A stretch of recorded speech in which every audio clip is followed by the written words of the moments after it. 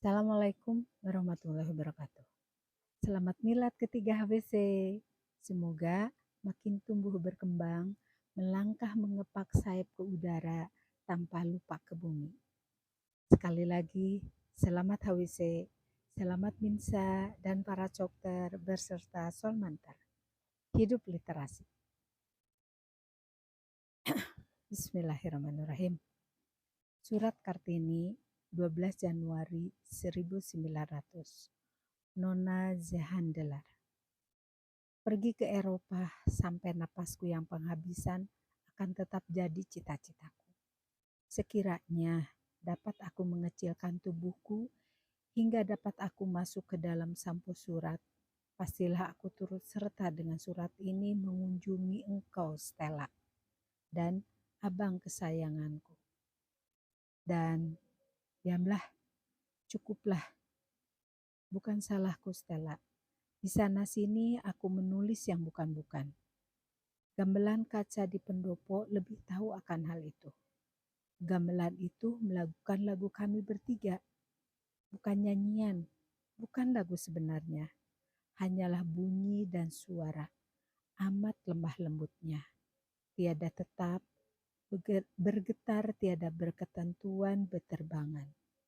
Tetapi alangkah rawannya hati. Alangkah indahnya. Bukan suara kaca, tembaga, kayu yang naik itu ke udara. Melainkan suara yang keluar dari sukma manusia, meresap ke dalam hati, kadang-kadang keluh kesah, sebentar lagi meratap menangis, sekali-sekali gelak tawa. Dan sukma saya pun terlayang-layang di bawah suara lemah lembut bersih itu, naik ke atas, ke dalam udara tipis biru itu, ke awan kapas, ke bintang di langit yang bersinar-sinar. Suara lembah pun naiklah, dan suara itu membimbing aku melalui lembah gelap, jurang dalam, melalui hutan rimba semak belukar yang tidak terlalui.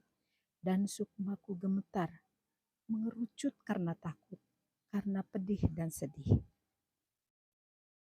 Sudah ribuan kali ku dengar lagu Ginonjing, tetapi tiada satu bunyi, satu suara pun yang lebat dalam ingatanku. Sekarang gamelan itu sudah berhenti, tetapi tiada suara bunyi pun yang kuingat. Semuanya sudah hilang dari ingatanku. Sekalian bunyi jelita sedih itu yang menjadikan hatiku merasa berbahagia, serta menjadikannya merayu pula sekali. Aku tiada hendak mendengarkan lagu yang meyayukan hati itu.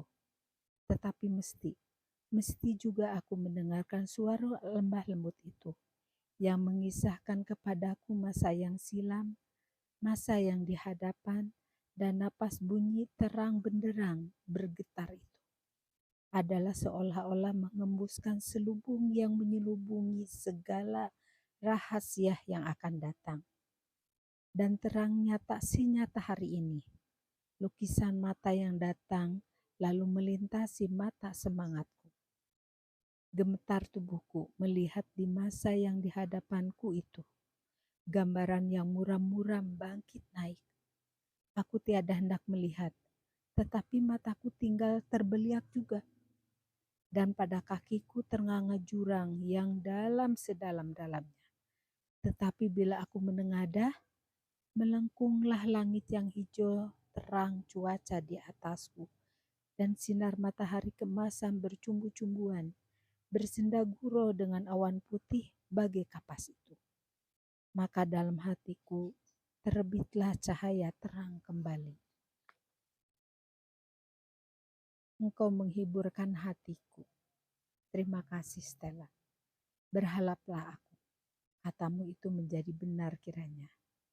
Tahukah engkau bunyi semboyanku? Aku mau. Dan kedua patah kata yang ringkas itu sudah beberapa kali mendukung membawa aku melintasi gunung keberatan dan kesusahan. Kata aku tiada dapat melenyapkan rasa berani. Kalimat aku mau membuat kita mudah mendaki puncak gunung. Segenap diriku berani bergembira. Stella, peliharalah api berani gembira itu. Janganlah biarkan padam. Gembirakan hatiku. Gembirakan jadi bernyala-nyala. Stella, kasihanilah aku. Jangan engkau dilepaskan. Tentang pengajaran, ada Bapak menyampaikan nota kepada pemerintah. Stella, kehendak hatiku dapat kau baca hendaknya nota itu. Kata Bapak dalam nota itu, pemerintah tiada akan sanggup menyediakan nasi di piring bagi segala orang Jawa akan dimakannya.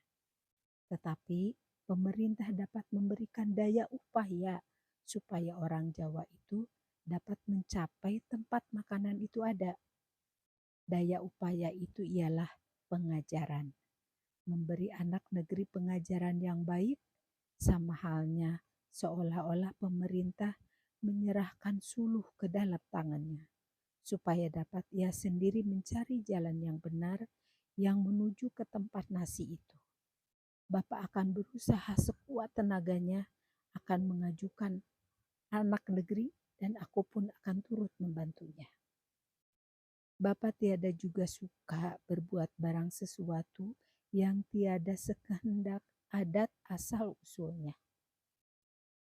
Tetapi hak tinggal hak dan mana yang adil diadilkannya. Pikirlah, kami hendak sama dengan orang Eropa dalam hal kepintaran maupun dalam hal peradaban. Hak yang kami kehendaki bagi diri kami sendiri, harus pula kami berikan kepada orang lain yang ada memintanya kepada kami. Menyukat dengan buah sukat tidak kami hendak. Orang Eropa makan hati melihat beberapa rupa sifat orang Jawa. Misalnya sifat pelalai, malas, dan sebagainya. Dan kalau benar hal itu mengesalkan hati orang Belanda, mengapakah tiada berbuat suatu apa juga pun akan menghilangkan sifat buruk itu?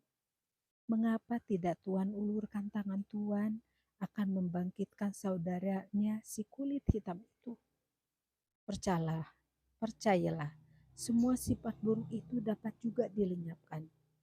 Buangkanlah selubung otak yang tebal itu, bukalah matanya, maka akan kau lihat nanti. Adakah lagi padanya sifat-sifat yang lain daripada nafsu berbuat jahat? Yaitu nafsu yang terbit oleh karena kebodohan dan kurang pengetahuan. Terlalu banyak contoh, tiada usah jauh-jauh ku cari. Kau pun tidak usah mencarinya, Stella. Ini di hadapanmu terurai pikiran orang yang masuk golongan bangsa kulit hitam yang dihinakan itu. Alangkah pandainya mereka itu berbuat pertimbangan tentang kami. Kenalkah mereka akan kami? Tidak. Sama saja seperti kami pun tiada mengenal mereka. Orang Belanda mentertawakan mencemooh kebodohan kami. Tetapi bila kami coba memajukan diri kami, sikapnya pun terhadap kami mengancam. Alangkah sedihnya hati kami. Dahulu di masa di sekolah, guru dan banyak sesama murid memusuhi kami. Tetapi tidak semuanya guru dan murid itu membenci kami. Banyak juga yang mengenal kami dan menyayangi kami. Sama saja dengan anak-anak lainnya. Banyak juga guru yang berat hatinya memberikan seorang anak Jawa yang tertinggi. Meskipun sungguh-sungguh ada hak anak itu mendapatkannya. Sungguhlah orang Eropa itu menjadikan dirinya tertawaan kami saja. Dia menghendaki kami berbuat hormat kepada mereka, seperti kami diwajibkan oleh adat kami memberi hormat kepada kami orang Bumi Putra. Residen dan asisten residen menyebutkan dirinya kanjeng. Sudah sepatutnya lah itu. Tetapi obseter kebun, pegawai kebun lainnya, dan besok lusa boleh jadi juga substasiun, menyuruh bujangnya memanggilnya kanjeng. Yang demikian itu sebenar-benarnya lah gilalah namanya itu. Tahukah mereka itu apa artinya kanjeng? Disuruhnya orang di bawahnya menghormati dia dengan cara yang hanya dilakukan orang-orang itu kepada kepalanya sendiri. Aduh, aduh, sangkaku hanya si Jawa bodoh itu saja yang ingin diajung-ajungkan. Tetapi sekarang tahulah aku bahwa orang Barat yang beradab dan ada berpelajaran itu pun tak segan diajung-ajungkan itu. Bahkan gila akan anjungan itu. Perempuan yang lebih tua daripadaku, akan tetapi bangsanya kurang, tiada pernah kuizinkan menyatakan hormat yang ada jadi hakku. Aku tahu dia suka sekali berbuat begitu, meskipun aku jauh lebih muda daripada dia. Karena aku seorang keturunan bangsawan asal yang sangat disembah di junjungnya. Sedang barang dan hartanya relalah mereka mengorbankan untuk bangsawannya itu. Terharu hati kita melihat setianya orang itu kepada kepala-kepalanya. Tidak senang hatiku melihat orang yang tua daripadaku lalu berjongkok-jongkok di hadapanku. Banyak orang Eropa di sini berputih mata melihat orang Jawa. Orang yang di bawahnya perlahan-lahan maju dan tiap-tiap kali ada saja orang kulit hitam timbul membuktikan bahwa dia ada juga berotak dalam kepalanya dan berhati berjantung dalam dadanya.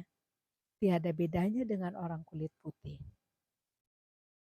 Perbuatlah sekendak hatimu, menahan paksaan zaman, tiada engkau akan dapat. Aku sayang akan orang Belanda, sayang, amat sayang, dan banyaklah terima kasihku, karena banyaknya kepunyaannya yang boleh kami rasai sedapnya, dan banyaklah yang sudah kami rasai sedapnya. Oleh karena pertolongannya, banyak, amat banyak daripadanya.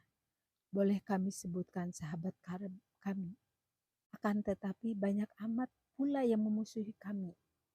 Tiada lain sebabnya, hanya karena kami berdaya upaya jadi cerdas dan maju hampir-hampir sama dengan dia. Sekarang, tahulah aku, mengapa orang Belanda tiada suka kami orang Jawa maju. Apabila si Jawa itu telah berpengetahuan, tiadalah ia hendak mengiyak dan mengamin saja lagi akan barang sesuatu yang dikatakan dipikulkan kepadanya oleh orang yang di atasnya. Gerakan orang Jawa itu baru mulanya saja. Perjuangan akan sangat hebatnya. Prajurit gerakan itu bukan hanya lawannya saja yang harus dilawan, melainkan juga hati tawar orang sebangsanya sendiri. Padahal keperluan bangsa itulah yang diperjuangkan. Dan apabila perjuangan orang laki-laki itu sudah sengit, maka akan bangkitlah pihak perempuan. Berbahagialah kami, beruntunglah hidup pada masa ini, masa perubahan, masa kuno beralih menjadi masa baru.